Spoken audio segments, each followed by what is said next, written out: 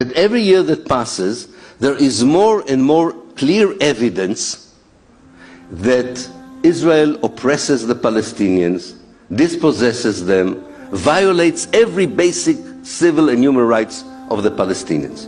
That the essence of the Zionist project is to oppress the Palestinians because they are still there, despite the ethnic cleansing of 1948, and that the Israeli army and secret service and the police and the government, whoever is there, has to be busy every day in forcing millions of people to live a life they don't want.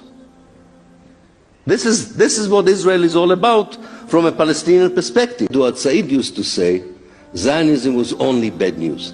There was nothing positive in this ideology that says Palestine is not for the Palestinians, it has to be a Jewish state. But this was translated more and more into the oppression of the Palestinians. And as the Palestinian resistance grew, the oppression became more cruel, more ruthless, more inhuman.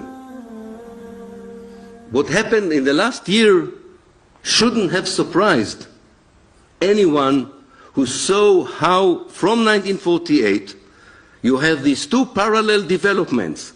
The Palestinians become more and more resistant to the oppression, and the Israelis become more and more inhuman and cruel in their reaction. And that's what we have seen in the last year. And my question I asked in the last bit of my book, when all this information is there, the information that because of this most of the young people are here today, when all the information is there, it's not a complicated information. It's basic knowledge about people, millions of people, who cannot go to school, who cannot go to their work, can be imprisoned without trial. Their houses can be demolished. They can be executed at the will of the army. They can be expelled at the will of the government. When all this is so clear and transparent and known, especially in the age of the internet and the alternative media, how come Israel still has the immunity? How come it is still regarded the only democracy in the Middle East, when it's clearly an apartheid state, when it's clearly an occupying power, when it's clearly a colonizing power, it's clearly an ethnic cleansing power?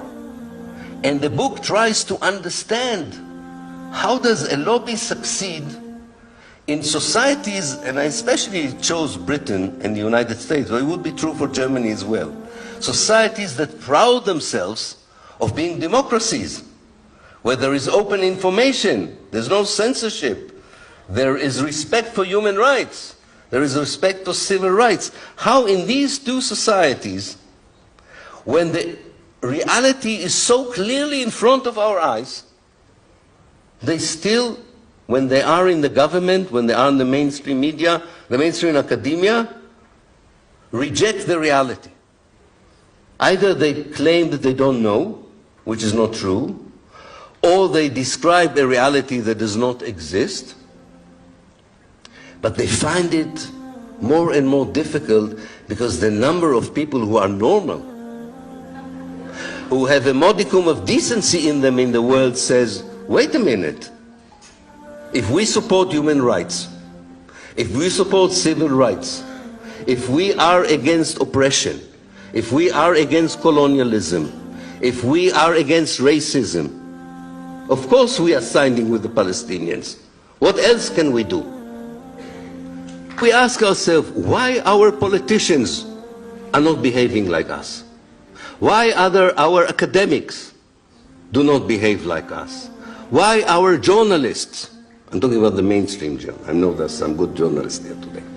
Why are the journalists do not see it? They don't have eyes? They're not visiting the place?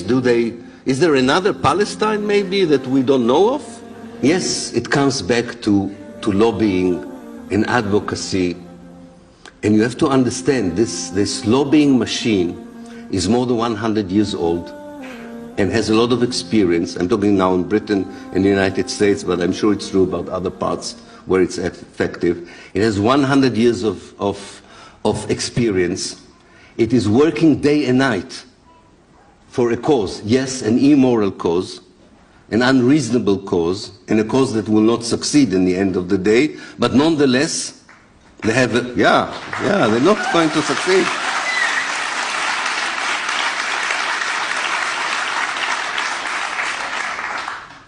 Unjust projects, in the end, I can tell you as an historian, do not succeed. Do not succeed.